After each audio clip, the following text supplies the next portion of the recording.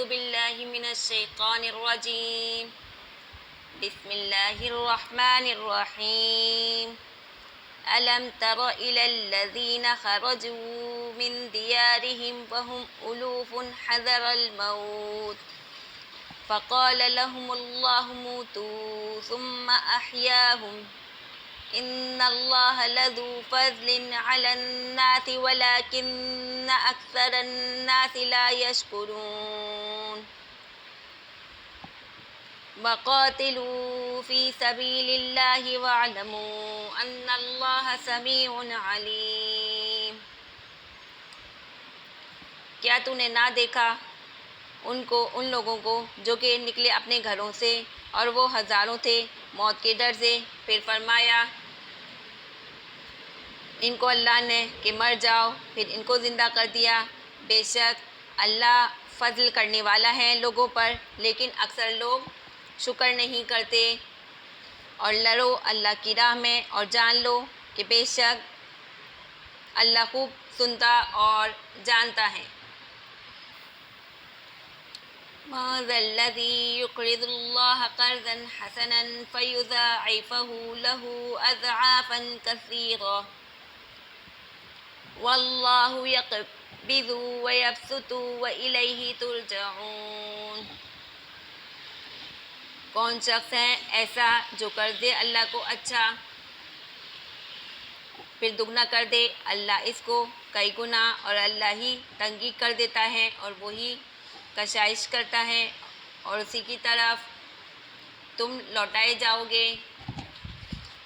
أَلَمْ تَرَ إِلَى الْمَلَإِ مِنْ بَنِي إِسْرَائِيلَ مِنْ بَعْدِ مُوسَى إِذْ قَالَ لِنَبِيٍّ لَهُمُ ابْعَثْ لَنَا مَلِكًا نُقَاتِلْ فِي سَبِيلِ اللَّهِ قال هل أسيتم إن كتب عليكم القتال ألا تقاتلوا قالوا وما لنا ألا نقاتل في سبيل الله وقد أخرجنا من ديارنا وأبنائنا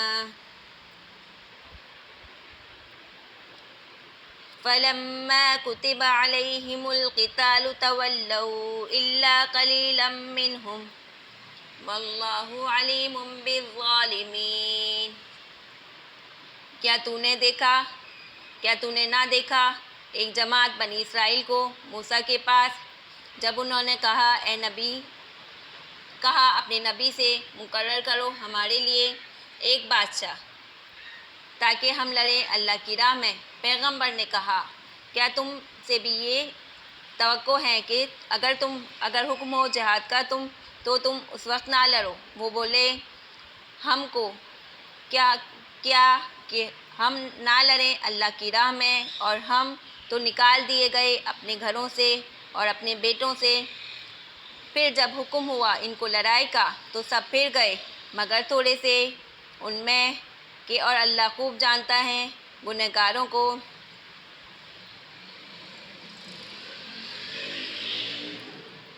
وقال لهم نبيهم إن الله قد بعث لكم طالوت ملكا قالوا أنى يكون له الملك علينا ونحن أحق بالملك منه ولم يؤت سعة من المال قال إن الله اصطفاه عليكم وزاده بسطة في العلم والجسم والله يؤتي ملكه من يشاء واللہ واسع علیم.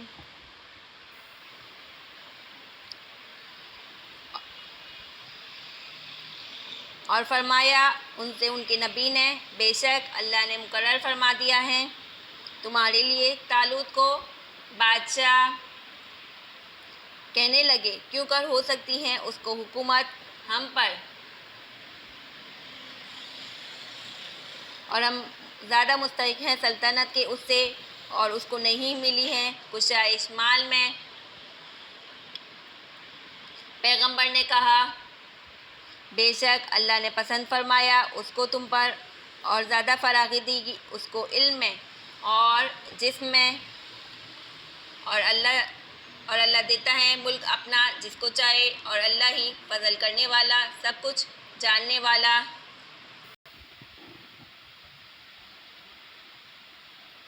وقال لهم نبيهم إن آية ملكه أن يأتيكم التابوت فيه سكينة من ربكم وبقية مما ترك آل موسى وآل هارون تحمله الملائكة إن في ذلك لآية لكم إن كنتم مؤمنين۔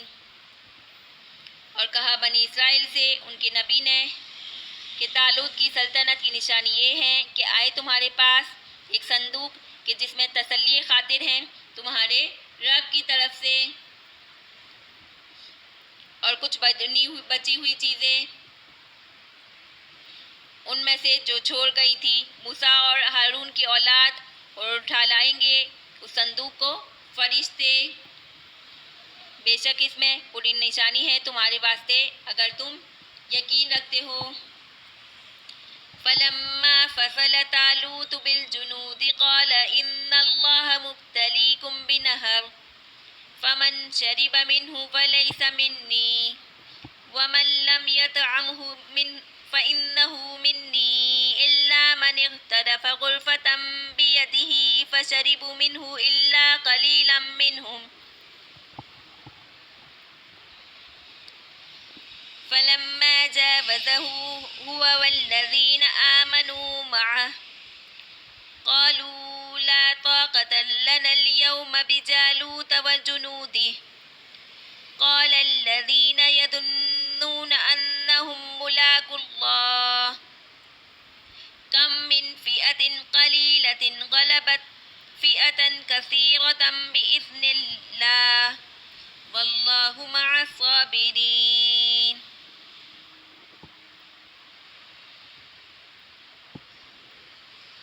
پھر جب باہر نکلا طالوت فوجیں لے کر، کہا بے شک اللہ تمہاری آزمائش کرتا ہے ایک نہر سے،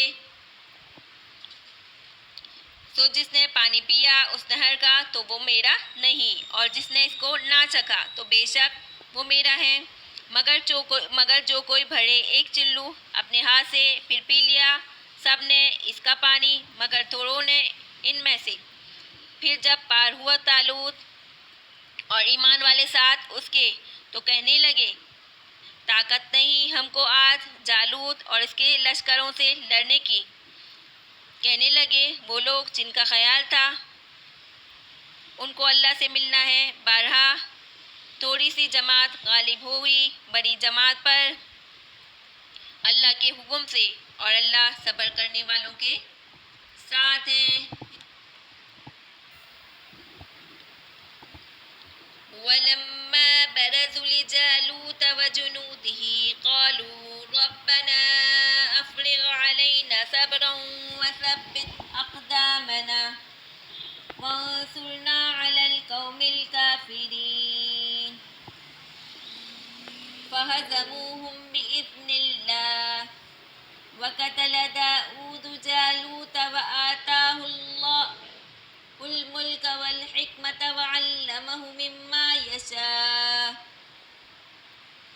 ولولا دفع الله الناس بعضهم ببعض لفسدت الأرض ولكن الله ذو فضل على العالمين تلك آيات الله نتلوها عليك بالحق وَإِنَّكَ لَمِنَ الْمُرْسَلِينَ۔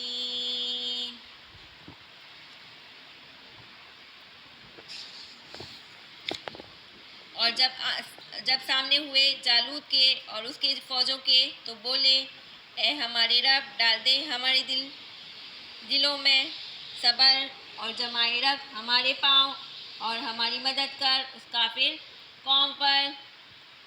پھر شکست دی مومنوں نے جالوت کے لشکر کو اللہ کے حکم سے اور مار ڈالا داؤد نے جالوت کو، اور دی داؤد کو اللہ تعالیٰ نے سلطنت اور حکمت اور سکھایا ان کو جو چاہا، اور اگر نہ ہوتا دفع کرا دینا اللہ کا ایک کو دوسرے سے تو خراب ہو جاتا ملک،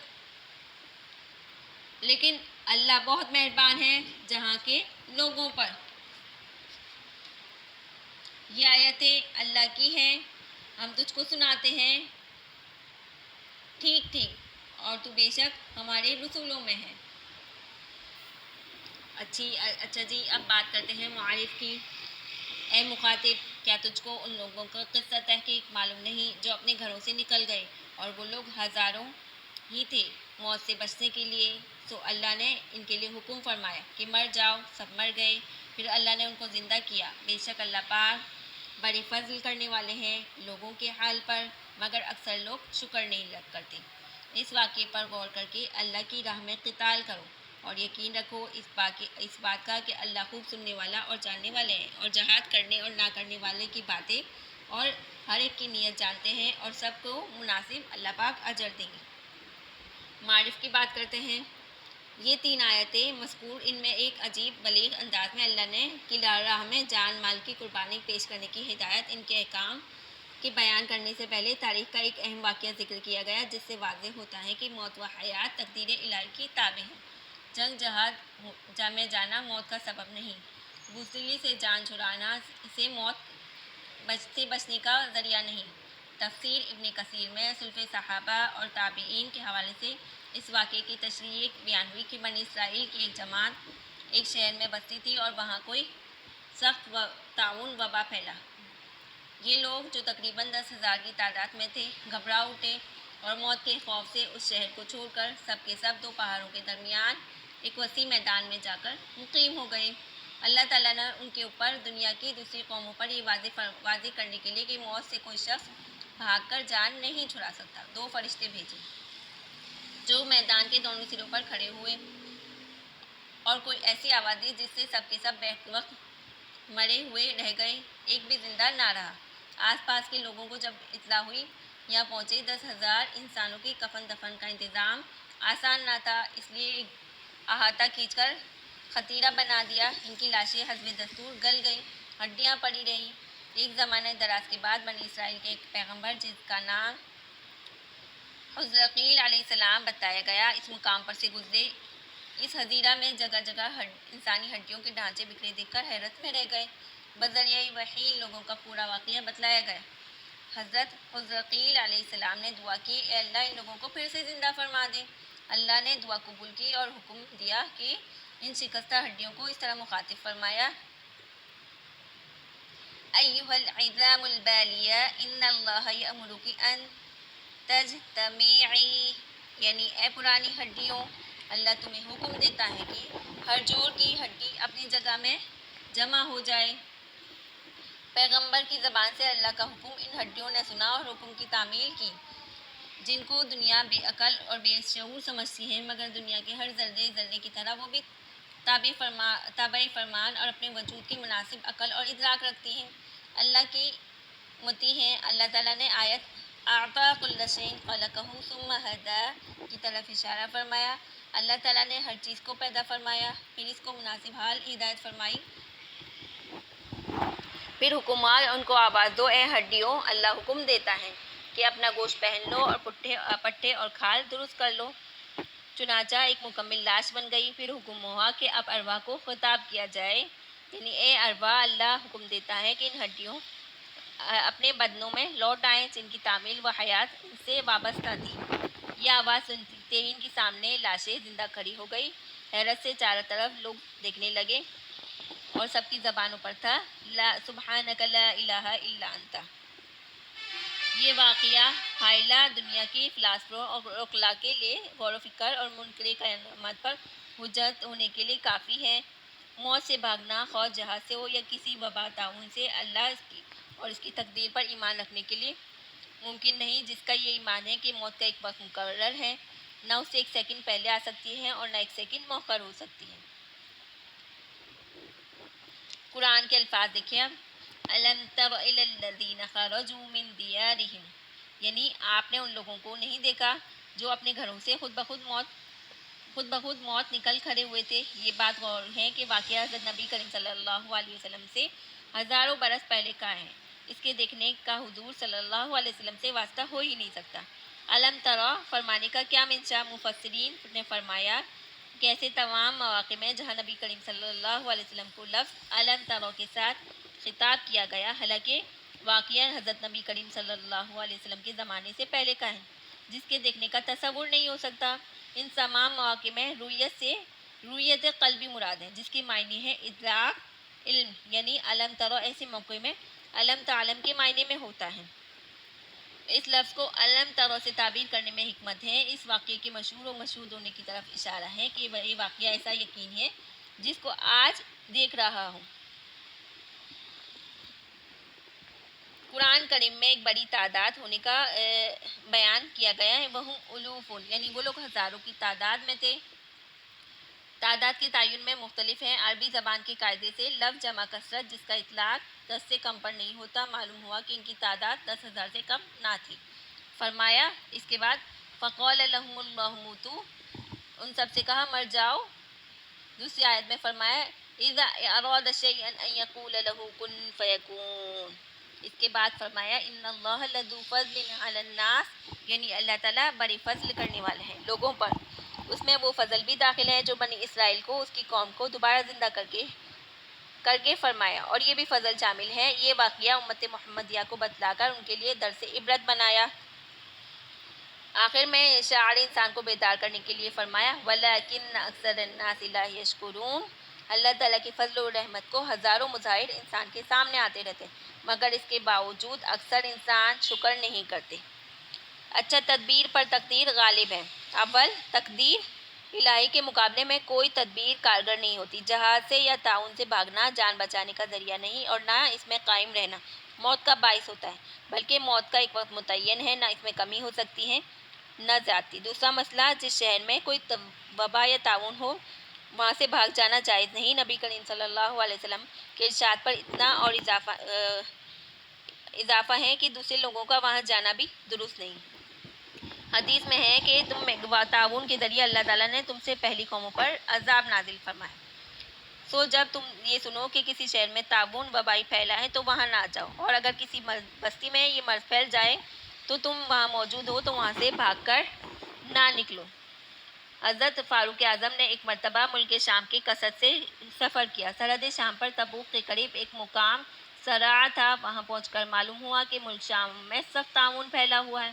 یہ تعاون ملک شام کی تاریخ کا ایک عظیم سانحہ ہے۔ یہ تعاون امواس کے نام سے مشہور ہے۔ تعاون ایک بستی امواس نامی میں شروع ہوا، بیت المقدس کے قریب ہے، پھر سارے ملک میں پھیل گیا۔ ہزارہ انسان تابعین بھی تھے، اس میں شہید ہوئے۔ فاروق اعظم رضی اللہ تعالیٰ عنہ نے تعاون کی شدت کی خبر سنی تو اس مقام پر ٹھہر کر صحابہ سے مشورہ کیا، ہمیں ملک شام جانا چاہیے یا واپس ہونا مناسب ہے؟ جتنے حضرات شریک تھے اس میں کوئی ایسا نہ تھے جس نے نبی کریم صلی اللہ علیہ وسلم سے اس کے متعلق حکم سنا ہو۔ بعد میں حضرت عبد الرحمن بن عوف نے اطلاع دی کہ اللہ کے نبی کریم صلی اللہ علیہ وسلم کا ارشاد اس کے متعلق یہ ہے۔ نبی کریم صلی اللہ علیہ وسلم نے تعاونی گلٹی کا درد کا ذکر کیا تو فرمایا یہ عذاب ہے جس سے بعض امتوں کو عذاب دیا گیا، پھر اس کا بقیہ رہ گیا۔ اس کا حال یہ ہے کہ کبھی چلا جاتا ہے اور پھر آ جاتا ہے، تو جو شخص سنے کہ فلاں خطۂ ارض میں یہ عذاب آیا ہے، اس کو چاہیے کہ اس خطۂ زمین میں نہ جائے، اور جو شخص اس خطے میں پہلے سے موجود ہو تو تعاون سے بھاگنے کے لیے وہاں سے نہ نکلے۔ بخاری، حضرت فاروق اعظم، یہ حدیث بخاری سے منقول ہے۔ حضرت فاروق اعظم نے رضی اللہ تعالیٰ عنہ نے یہ حدیث سنی تو رفقا کو واپسی کا حکم دیا۔ حضرت عبیدہ رضی اللہ تعالیٰ عنہ ملک شام کے امیر گورنر بھی اس مجلس میں موجود تھے۔ فاروق اعظم رضی اللہ تعالیٰ عنہ کا یہ حکم سن کر فرمانے لگے احفران من قدر اللہ، کیا آپ اللہ کی تقدیر سے بھاگنا چاہتے ہیں؟ فاروق اعظم رضی اللہ تعالیٰ عنہ نے جواب میں فرمایا ابو عبیدہ، کاش یہ بات کوئی اور کہتا، تمہاری زبان سے ایسی بات قابل تعجب ہے۔ بے شک ہم اللہ کی تقدیر سے اللہ ہی کی تقدیر کی طرف بھاگتے ہیں، مطلب جو کچھ کر رہے ہیں وہ اللہ کے حکم سے کر رہے ہیں، جس کو حضرت نبی کریم صلی اللہ علیہ وسلم نے بیان فرما دیا۔ اچھا جی، اس میں حکمتیں دیکھتے ہیں۔ تعاون دربارہ تعاون ارشاد نبی صلی اللہ علیہ وسلم کی حکمتیں دیکھتے ہیں۔ اسلام کا بنیادی عقیدہ ہے، نہ کسی جگہ جانا موت کا سبب ہے، نہ کہیں سے بھاگنا۔ عقیدہ ہوتے ہوئے حکم مذکور بڑی دور رس حکومتوں پر مبنی ہے. باہر والوں کو وہاں جانے سے روکنے کی حکمت ممکن ہے کہ وہاں پہنچ کر عمر ختم ہو چکی ہو اور اس میں مبتلا ہو کر انتقال ہو گیا تو مرنے والے کو بھی یہ گمان ہوگا کہ اگر میں نہ آتا تو زندہ رہتا. دوسروں کو بھی یہی خیال ہوگا. اس لیے اگر کسی جگہ تعاون ہو تو وہاں جانا نہ جائیں. دوسری حکمت، اللہ تعالیٰ نے انسان کو ہدایت کی کہ جس جگہ تکلیف پہنچنے کا خطرہ ہو، ہلاکت کا اندیشہ ہو، وہاں نہ جائے، بلکہ مقدور ایسی چیزوں سے بچنے کی فکر کرے، اس لیے کہ مضر ہلاکت کا سبب بن سکتی ہیں. اور جن لوگوں جو وہاں موجود ہیں تو ان کو سفر سے ممانعت ہو سکتا ہے کہ ان میں جراثیم اثر کر چکے ہو، بظاہر ان میں بیماری نہ ہو، تو ایسی حالت میں سفر کریں گے تو بیمار ہیں، ظاہر ہے کہ ان پر کیا گزرے گی. تیسری حکمت، اگر ان میں جراثیم صلاحیت کر چکے ہیں تو بستیوں میں پہنچیں گے، وہاں بھی وہ مرض مبتلا ہوگا اور لوگوں کو تکلیف ہوگی، اور اگر وہ صبر کر کے اپنی جگہ پر رہے تو اس کو صبر و ثبات کی وجہ سے شہادت کا درجہ ملے گا. اچھا، بعض صورتوں میں استثناء ہے. اگر یہ عقیدہ ہو کہ اگر میں وہاں چلا گیا، وہاں سے مجھے موت سے کوئی نجات نہیں دے سکتا، اگر میرا وقت آ گیا ہے تو وہاں جاؤں گا تو موت لازمی ہے، اور وقت نہیں آئے تو یہاں رہنے سے نہیں آؤں گا. یہ پختہ عقیدہ رکھتے ہوئے محض آب و ہوا کی تبدیلی کے لیے یہاں سے چلا جائے تو ممانعت ہے. ٹھیک ہے. تیسرا مسئلہ یہ بھی پتہ چلا اس آیت سے کہ بخود موت جہاد سے بھاگنا حرام ہے. ٹھیک ہے، سوائے خاص صورتوں کے مستثنی ہے. آگے آتے ہیں من ذا الذی یقرض اللہ قرضا حسنا. اس کی تفسیر دیکھ لیتے ہیں. جہاد وغیرہ کار خیر میں انفاق کی ترغیب. کون شخص ایسا ہے جو اللہ کی راہ میں قرضے اچھے طریق پر قرض دے، یعنی اخلاص کے ساتھ، پھر اللہ اس کو بڑھا کر دے اور تم سب اس کی طرف لوٹائے جاؤ گے، سو اس وقت تک نیک کام میں خرچ کرنے کی جزا اور واجب موقع پر خرچ کرنے کی سزا تم کو ملے گی. یعنی اللہ کی راہ میں خرچ کیا جائے تو اللہ اس کو اتنا ہی بڑا کر دیں گے اور وہ پہاڑ سے بڑا ہو جاتا ہے. فرمایا حضرت نبی کریم صلی اللہ علیہ وسلم نے، جو مسلمان دوسرے مسلمان کو قرض دیتا ہے، یہ قرض دینا اللہ کے راستے میں اس کے مال کو 2 دفعہ صدقے کرنے کے برابر ہے. آپ صلی اللہ علیہ وسلم نے فرمایا، اللہ کے راستے میں وقف کر دو اور دوسرا اپنے اہل و عیال کی معاشی ضرورت کے لیے باقی رکھو. ٹھیک ہے.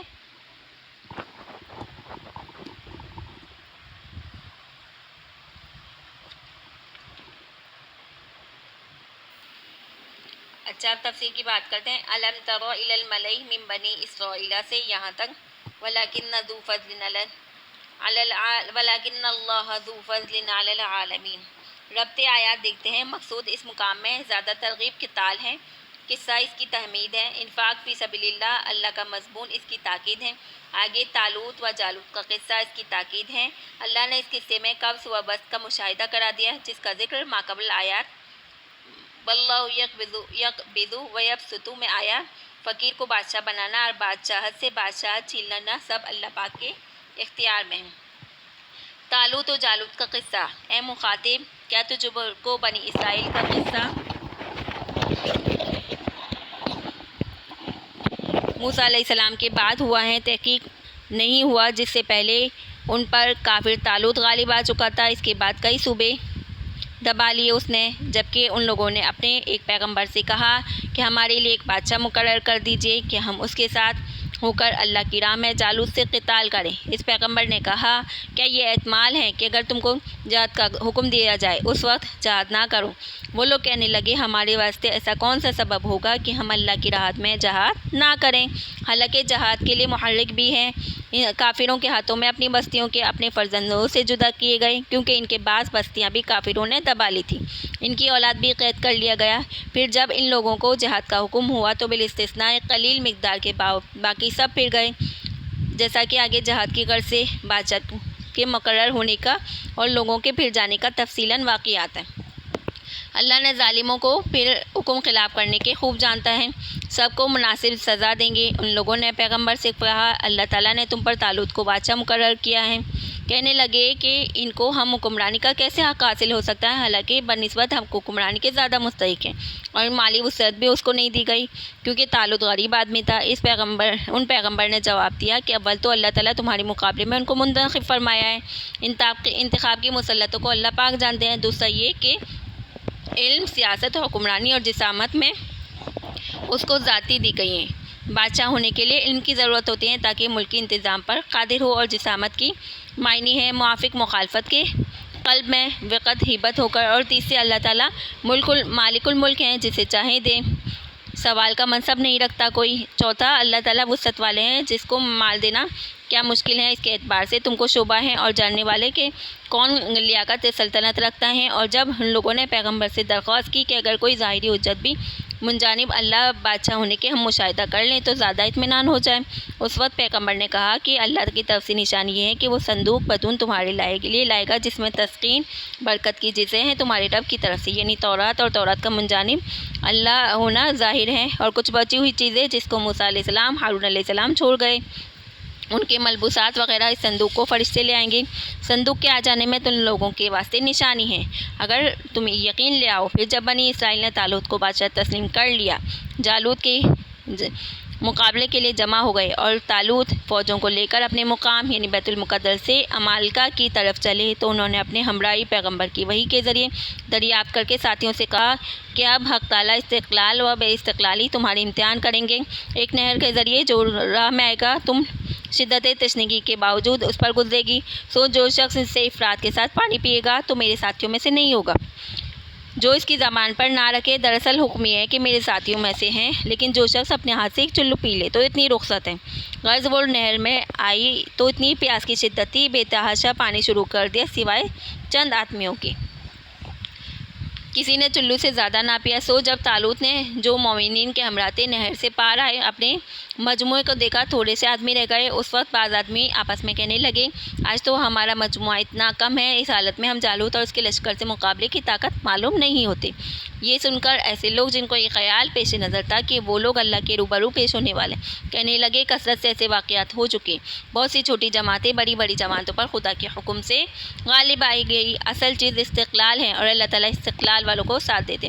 اور جب دیار عمالقہ میں پہنچے اور جالوت اور اس کی فوجوں آمنے سامنے ہو گئی تو دعا حق تعالیٰ سے کہنے لگے، اے اللہ، ہمارے قلوب پر استقلال غیب سے نازل فرمائیے، اور مقابلے کے وقت ہمارے قدم جمائیے رکھیے، اور ہم کو اس کافر قوم پر غالب کیجیے۔ پھر طالوت والوں نے جالوت کو اللہ کے حکم سے شکست دی، اور داؤد علیہ السلام نے، جو کہ اس وقت طالوت کے لشکر میں تھے، اس وقت نبوت نہ ملی تھی، جالوت کو قتل کر ڈالا، اور مظفر و منصور واپس آئے۔ اس کے بعد داؤد علیہ السلام کو اللہ تعالیٰ نے سلطنت اور حکمت سے یعنی سلطنت نبوت سے سرنا عطا فرمائی، اور جو منظور ہوا ان کو تعلیم فرمایا، جیسے بغیر آلات کے ذرا بنانا، جانوروں کی بولی سمجھانا۔ اس واقعے کی مسلط فرماتے ہیں کہ اگر یہ بات نہ ہوتی تو اللہ تعالیٰ بعض آدمیوں کو جو کہ مفسد ہیں، بعضوں پر کے ذریعے جو کہ مصلح ہیں وقتاً دفاع کرتے رہا کرتے، یعنی اگر مصلحین کو مفسدین پر غالب نہ کرتے تو سرزمین تماتر فساد سے پر ہو جاتی۔ اللہ تعالیٰ بڑے فضل والے ہیں، جہاں پر وقفاً توقفاً اصلاح فرماتے رہتے ہیں۔ اچھا جی، اس میں اس قول لنبی اللہم بعث لنا ملکا نقاتل فی سبیل اللہ، ان بنی اسرائیل نے اللہ تعالیٰ کے احکام کو چھوڑ دیا، کفار عمالقہ ان پر مسلط کر دی گئی۔ اس وقت ان لوگوں کو اصلاح کی فکر ہوئی، اور جس نبی کا یہاں ذکر ہے ان کا نام شموئیل مشہور ہے۔ ان یأتیکم التابوت، ایک صندوق لایا، اس میں تبرکات موسیٰ علیہ السلام انبیاء کے، بنی اسرائیل ان صندوقوں میں لڑائی رکھتے، اللہ تعالیٰ نے اس میں برکت فتح دینا۔ جب جالوت نے بنی اسرائیل پر غالب کیا تو یہ صندوق بھی لے گیا، اور جب اللہ تعالیٰ کو صندوق پہنچانا منظور ہوا تو وہ کافر جہاں صندوق کو رکھتے تھے وبا اور آئی، 5 شہر ویران ہوئے، ناچار ہو کر 2 بیل پر اس کو لاد ہانک کر فرشتے بیلوں کو ہانک کر طالوت کے دروازے پر پہنچے۔ بنی اسرائیل اس نشانی کو دیکھ کر طالوت کی بادشاہت پر یقین لے آئے۔ طالوت نے جالوت پر فوج کشی کی اور موسم نہایت سرگرم تھا۔ قال ان اللہ مبتلیکم بنہر، اس طرح امتحان کی حکمت اور توجیہ حقر کے ذوق میں یہ معلوم ہوتی ہے کہ ایسے مواقع پر جوش و خروش میں بھیڑ بھڑکا بہت ہو جاتا ہے، لیکن وقت پر جمے رہنے والے کم ہوتے ہیں۔ اس وقت ایسوں کا اکھڑ جانا باقی لوگوں کے پاؤں اکھاڑ دیتا ہے۔ اللہ تعالیٰ ایسے لوگوں کو علیحدہ منظور کرنا تھا، ان کا حکم مقرر کیا جو کہ نہایت ہی مناسب ہے، کیونکہ قتال میں ضرورت استقلال جفاکشی کی ہوتی ہے، سو شدت پیاس کے وقت بے منت پانی ملنے پر ضبط کرنا دلیل استقلال اور اندھے باولوں کی طرح جا گرنا دلیل بے استقلالی کی ہے۔ خر کی عادت ہے پانی پینے والے غیبی طور پر زیادہ بیکار اور رازکار رفتہ ہو گئے۔ حضرت ابن عباس رضی اللہ تعالیٰ عنہ سے روایت ہے، اس قصے میں جو احوال مذکور ہیں معلوم ہوتا ہے کہ اس میں 3 قسم ہیں۔ اول ناقص الایمان جو امتحان میں پورے نہ اترے، دوسرے کامل جو امتحان میں پورے اترے مگر اپنی قلت کی فکر ہوئی، اور تیسری اکمل جن کو یہ فکر بھی نہ تھی۔ اچھا جی، پارہ 2 کی لاسٹ آیت ہیں، تلک آیات اللہ نتلوها علیک بالحق وانک لمن المرسلین۔ یہ آیتیں اللہ کی ہیں جو ہم تجھ کو سناتے ہیں ٹھیک ٹھیک، اور تو بے شک ہمارے رسولوں میں سے ہیں۔ چونکہ اب خلاصہ تفسیر ہے، قرآن کریم کا ایک بڑا مقصد نبی کریم صلی اللہ علیہ وسلم کی نبوت کا اثبات بھی ہے، اس لیے جس جگہ مضمون کے ساتھ مناسبت ہوتی اس کا اعادہ کر دیا جاتا ہے۔ اس واقعے میں یہ قصے کی صحیح خبر دینا، جبکہ آپ صلی اللہ علیہ وسلم نے نہ کسی سے پڑھا نہ سنا، یہ ایک معجزہ ہے جو آپ کی نبوت کی صحیح دلیل ہے۔ اس لیے ان آیات میں آپ صلی اللہ علیہ وسلم کی نبوت پر استدلال فرماتے ہیں، امت محمدیہ پر استدلال۔ یہ آیتیں جن میں ایک قصہ مذکور ہوا، اللہ کی آیتیں جو صحیح طور پر تم کو پڑھ کر سناتے ہیں، اس سے اس بات یہ ہوا کہ بلا شبہ حضرت نبی کریم صلی اللہ علیہ وسلم پیغمبروں سے ہیں۔ اللہ پاک اس میں جو غلطی ہو گئی ہے معاف کریں، درست کی توفیق دے اور عمل پر کرنے کی توفیق دے۔ اللہ پاک ہمارے جو پیارے دنیا سے رخصت کر چکے ہیں، اللہ پاک ان کی بخشش کریں، ہمارے والدین اور استادوں کو اس کی جزائے خیر عطا کریں، اور اس کے وسیلے سے ہمارے دین بھی سنوار دے اور ہماری دنیا بھی سنوار دے۔ السلام علیکم۔